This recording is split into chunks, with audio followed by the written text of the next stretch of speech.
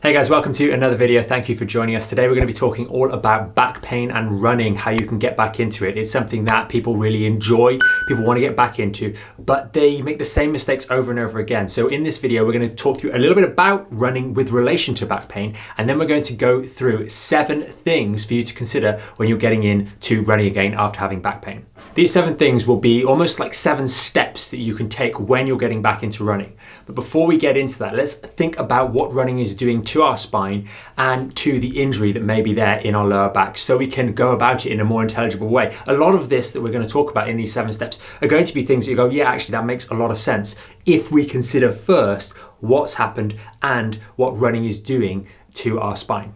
So the very first thing is to consider that if you're a runner in the past, you've done running before, maybe not professionally or in an extreme manner, but you just do it to stay fit, 20-minute runs, 30-minute runs here and there a couple times a week just to stay in shape. You have to understand that if you've done that all the way through your childhood, all the way through, or done it from a young age, you've built up the strength in the structures of your spine, the muscles, the coordination in an uninterrupted manner for a very long period of time. And in many cases, you've done this through your younger years, maybe you're a teenager or a young adult, at a time when hormonally, physically, everything is set in place to allow your body to adapt. You've got the time, you don't have the pressures of life, the pressures of a family, the pressures of a career. You can just focus predominantly on you at a time when your body is most adaptive.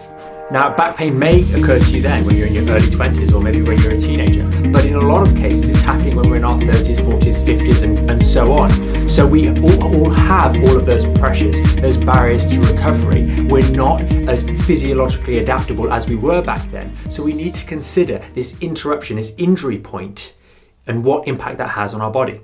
So if we built up the strength around those discs, let's grab the spine and just point it out. So we've built up an ability to deal with the stress and strain that occurs through our spine in this region here. We've got the annulus fibrosus, which is the outer part of these discs that holds the gel-like part, the nucleus, in place. And as we're going through those impacts through the spine when we're running, we're going to be holding that disc in place nicely. Now, when we've got an injury, that mechanism is disrupted at one particular point, or maybe a couple, depending on how unlucky you are. Now, I've gone through some arbitrary numbers here, and let's suppose that you're running at around about 170 steps per minute, and you're doing a 20-minute run. That's going to be over 3,000 impacts that are going to be going through that lumbar spine. And as you're going through a rehab process, you're doing the right sort of exercises, not running at this time.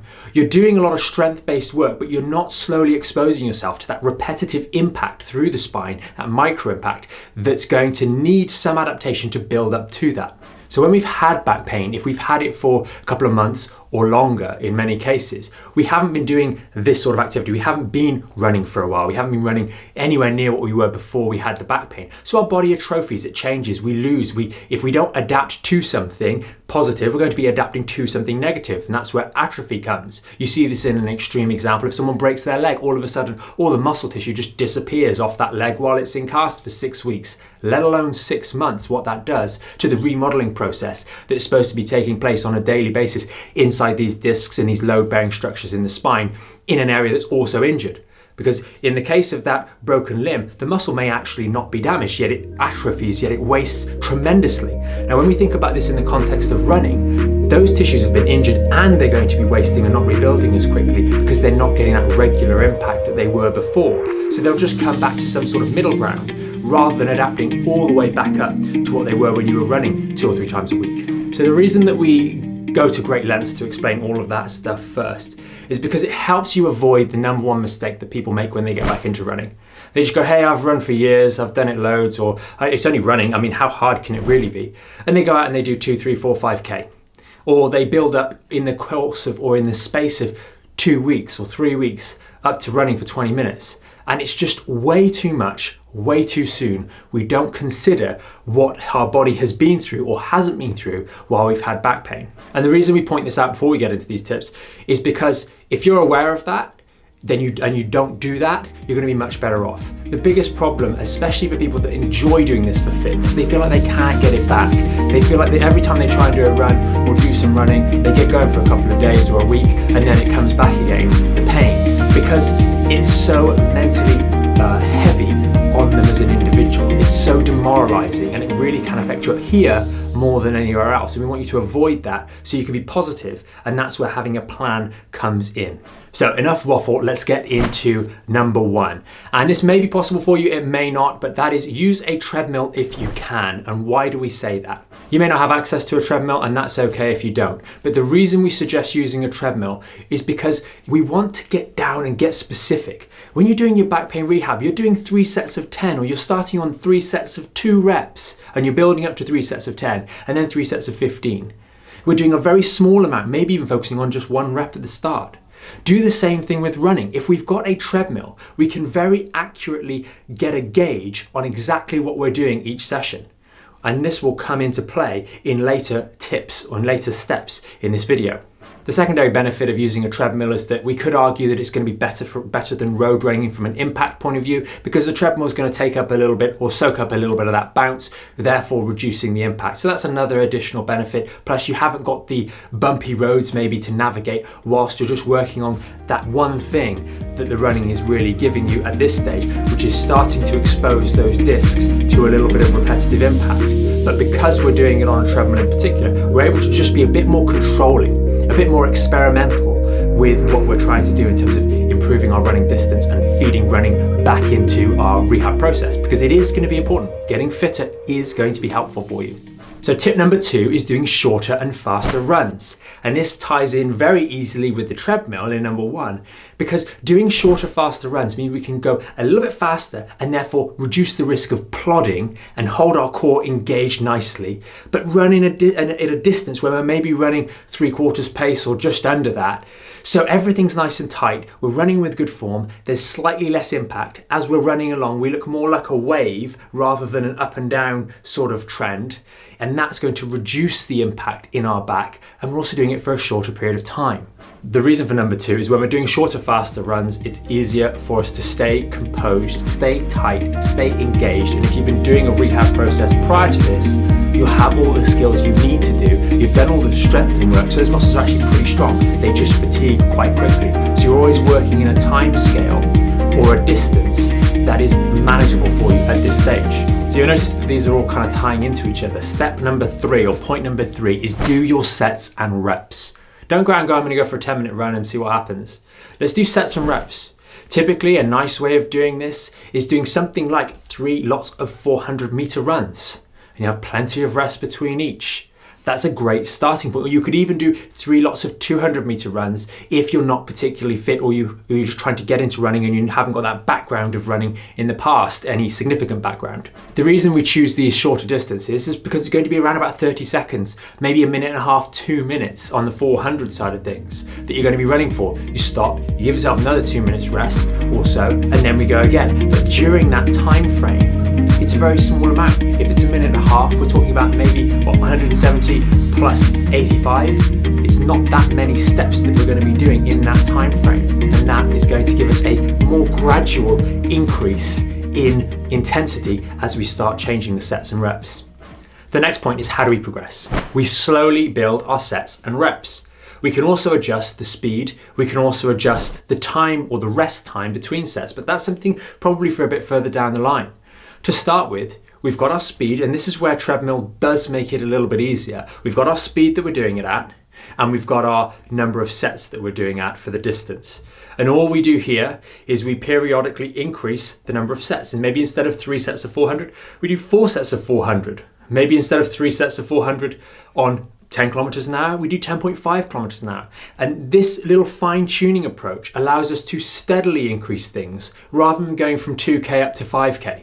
All of a sudden we're doing a lot more, and we're going to notice that our form on those longer runs is really going to drop us down. So leave those long runs out, focus on sets and reps and incremental increases over a period of time. And we're talking about a long period of time. You firstly want to establish that doing it at this intensity for maybe a week is going to be okay. Because let's face it, most of the time when you start getting back into running without following this guidance, and you go and do a run, another run, another run, it's the cumulative dosage, it's the cumulative load over successive days and successive runs that catches you out. It's not the one run. So doing this very almost silly small amount of impact, amount of running sets, maybe 3 times 400 for example, is It's going to seem a little bit silly, but it's going to allow you that mental that we mentioned at the start of this video, or near the start, that mental confirmation that you are actually able to do this, and there is a pathway to you getting back into doing something that's going to keep you fit, healthy and strong for the long term. So this next one is really important, and many of you will not even need to think about this. You'll do it straight away instinctively if you've been trained well, and that's going to be do your phase 1 immediately afterwards.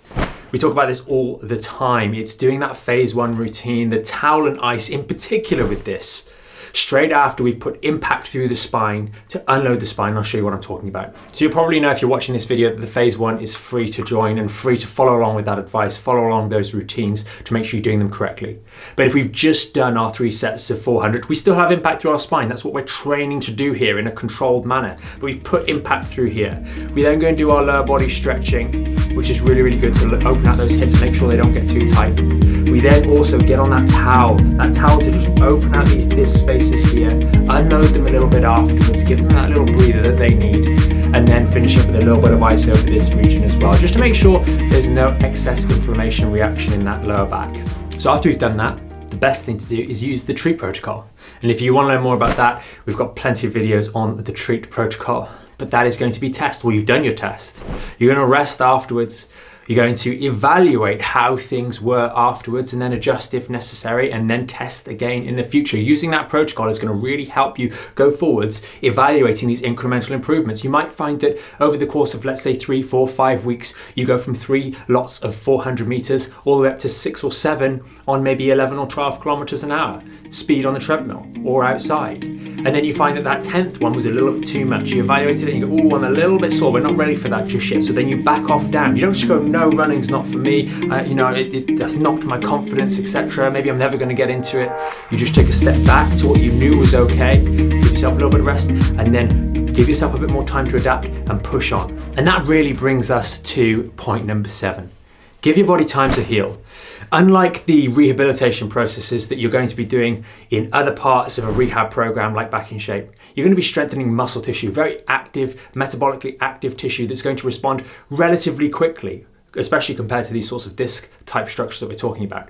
When we're talking about doing the running, the adaptation that's taking place there is going to be predominantly those load-bearing structures, which are things like the bones, they're going to be the ligaments, they're going to be the discs, etc.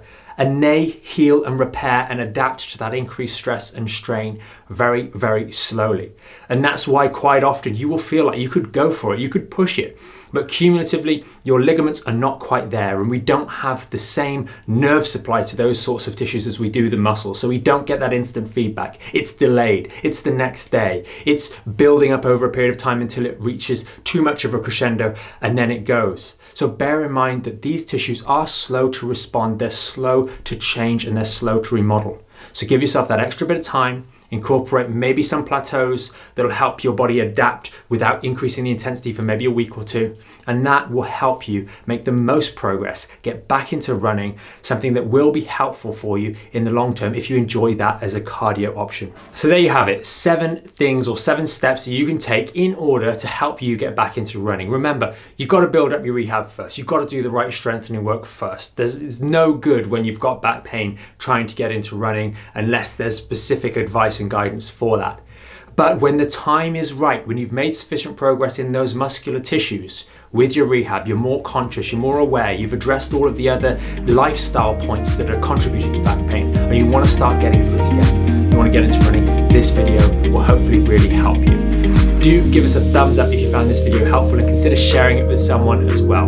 Oh, and before we forget, if you do like these videos, then consider subscribing to the channel, because we put videos out like this to help you with your back pain and rehab, etc.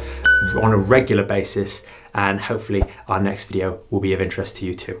If you want to learn more about the premium Back in Shape membership, there's going to be a video somewhere underneath here. And if you want to stay up to date or tune into some of our more recent live streams and the Q&As at the end of those, then that's going to be down here. And remember, you can subscribe to the channel up here and hit the notification bell to make sure you know when we next go live, so you can join us for our next live stream and Q&A.